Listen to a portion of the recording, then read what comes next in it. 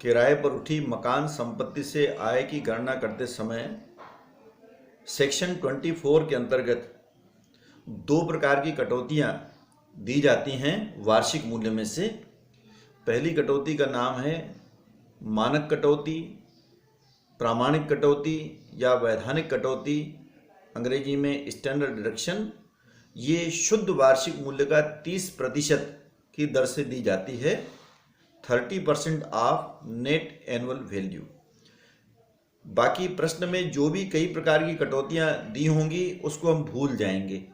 कटौती की रकम इससे ज़्यादा दी हुई है, कम दी हुई है, उसको भी हम भूल जाएंगे।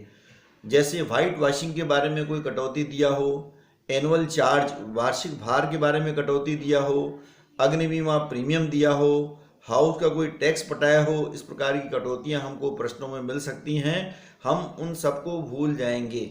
मुझे केवल NAV का 30% वैधानिक कटौती के नाम से इसके अंतर्गत घटाना है। ये आपका पहली कटौती हुई स्टैंडर्ड डिडक्शन, वैधानिक कटौती।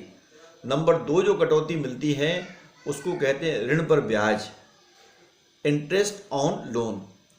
यदि मकान खरीदने, 4 बातें ध्यान देंगे, यदि मकान खरीदने, मकान बनवाने, मकान की मरम्मत करवाने और पुनर्निर्माण करवाने, purchasing, construction of the house, repairing of the house, reconstruction of the house, इस संबंध में बैंक से या किसी इंस्टीट्यूशन से या किसी पर्सन से हमने किसी प्रकार का कर्जा लिया है, किसी प्रकार का उधार लिया है, किसी प्रकार का लोन हमने लिया है, तो उसके ऊपर जो इंटरेस्ट जो होता है, ऋण पर ब्याज जो होता है, देय आधार पर कर योग्य होता है।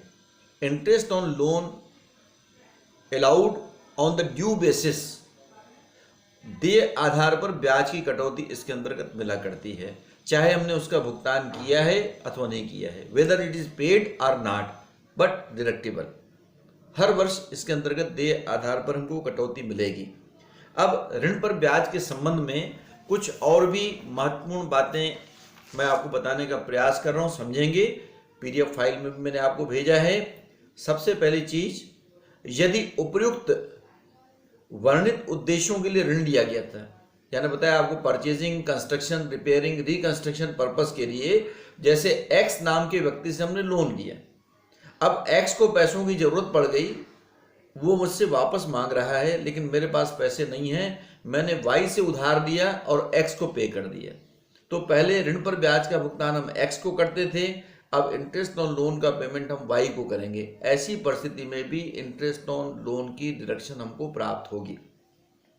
नंबर 2, ऋण लेने के लिए ली गई दलाली या कमीशन कटौती योग्य नहीं होता है। कभी कभी लोन प्राप्त करने के लिए हमें ब्रोकर को ब्रोकरेज देना पड़ता है या कमीशन की राशि का भुगतान करना पड़ता है, डायरेक्ट लोन हमको नहीं मिलता, तो ऐसा ब्रोकरेज या कमीशन कटौती योग्य नहीं है। नंबर 3, अदत्त ब्याज पर ब्याज कटौती योग्य नहीं है। यदि कोई अनपेड इंटरेस्ट है, जैसे मैंने बताया इंटरेस्ट ऑन लोन का डिडक्शन ड्यू बेसिस पर मिलता है, देय आधार पर मिलता है, तो हमको उसी वर्ष कटौती प्राप्त कर लेना चाहिए। यदि 1 वर्ष का ब्याज मैंने रोक कर रखा, सामने वाले ने जिसने हमको लोन दिया था वो ब्याज पर ब्याज वसूल करता है, तो ऐसे ब्याज पर ब्याज की कटौती इसके अंतर्गत नहीं मिलेगी।